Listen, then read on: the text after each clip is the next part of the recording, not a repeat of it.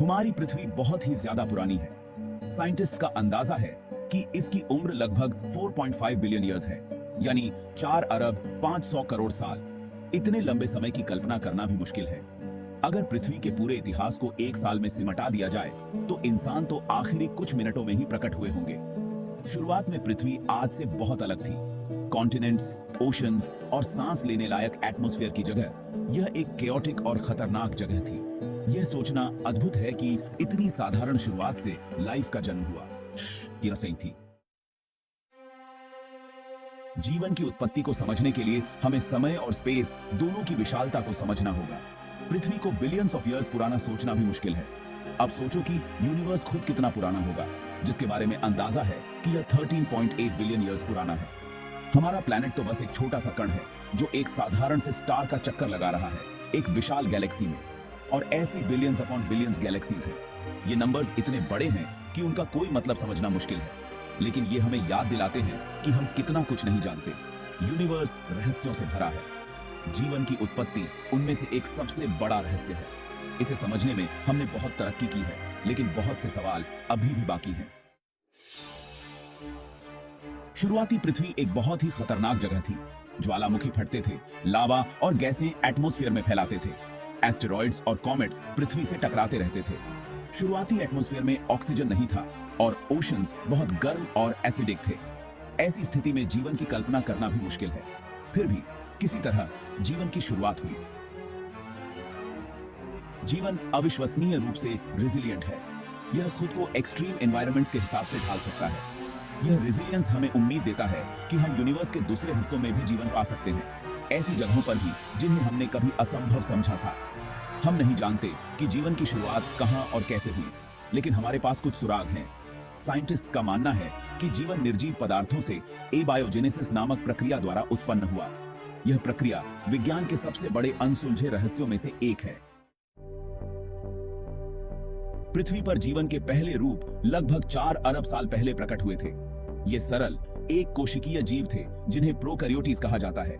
Prokaryotes जीवन के सबसे सरल रूप हैं जिन्हें हम जानते हैं। उनमें न्यूक्लियस और दूसरे मेम्ब्रेन बाउंड ऑर्गेनेल्स नहीं होते हैं। अपनी सरलता के बावजूद प्रोकैरियोट्स एक बहुत बड़ा इवोल्यूशनरी छलांग थे।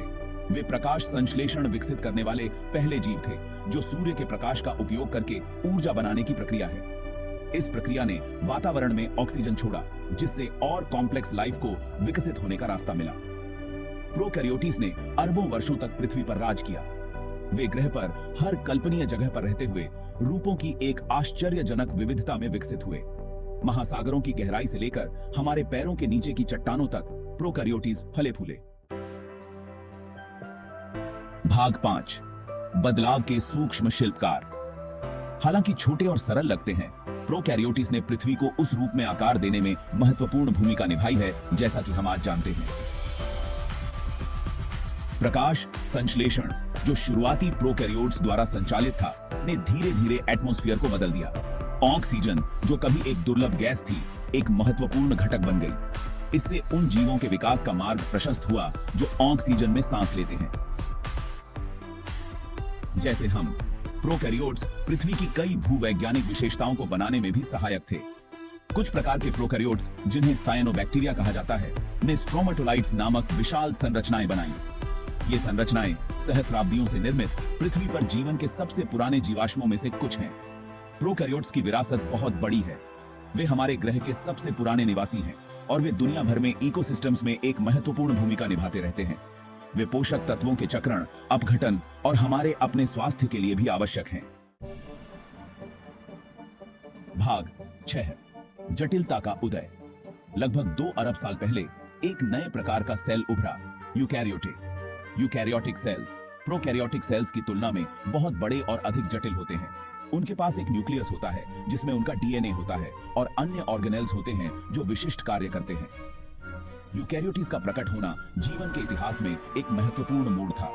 इसने पौधों, जानवरों और कवक सहित बहुकोशिकीय जीवों के विकास की अनुमति दी। आज हम अपने आसपास जितने भी जटिल जीवन को देखते हैं, वे सभी इन शुरुआती यूकैरियोटिक सेल से उत्पन्न हुए हैं। प्रोकैरियोट्स से यूकैरियोट्स कैसे विकसित हुए, इस पर अभी भी बहस हो रही है।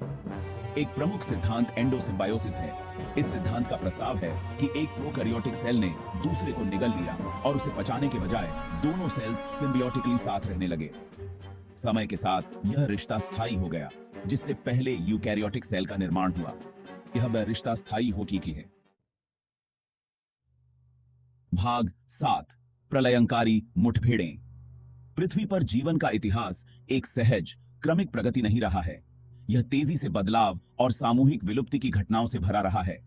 ये घटनाएं, जो अक्सर एस्ट्रॉयड इंपैक्ट्स या बड़े पैमाने पर ज्वालामुखी विस्फोटों से शुरू होती हैं, ने विकास के क्रम को बदल दिया है। सबसे प्रसिद्ध विलुप्ति घटनाओं में से एक 66 मिलियन ईयर्स पहले घटी थी, जब एक क्षुद्र ग्रह पृथ्वी से टकराया था, जिससे डायनासोर का सफाया हो गया था। यह घटना, जबकि विनाशकारी थी, ने जीवों के अन्य समूहों जैसे स्तनधारियों को पनपने और विविधता लाने के अवसर पैदा किए। ये विनाशकारी घटनाएं हमें याद दिलाती हैं कि पृथ्वी पर जीवन नाजुक है। वे जीवन के अविश्वसनीय लचीलेपन को भी उजागर करते हैं। वैश्विक आपदाओं के बावजूद जीवन ने हमेशा ठीक होने और विकसित होने का रास्ता खोज लिया है। भाग 8 संभावनाओं का एक ब्रह्मांड। जब हम रात के आकाश की ओर देखते हैं तो हमें अनगिनत तारे दिखाई देते हैं। इनमें से कई तारों के ग्रह हैं और इनमें से कुछ ग्रहों में जीवन के लिए उपयुक्त परिस्थितियां हो सकती हैं। पृथ्वी से परे जीवन की संभावना सबसे गहन प्रश्नों में से एक है जो हम पूछ सकते हैं। ब्रह्मांड विशाल और विविध है। अन्य ग्रहों पर स्थितियां पृथ्वी से बहुत अलग होंगी। यदि कहीं और जीवन है तो उसने ऐसे रूप धारण किए होंगे जिनकी हम शायद ही कल्पना कर सकें। यह अलग रसायन विज्ञान, ऊर्जा के विभिन्न रूपों और यहाँ तक कि जीवन के बारे में हमारी अवधारणाओं पर भी आधारित हो सकता है।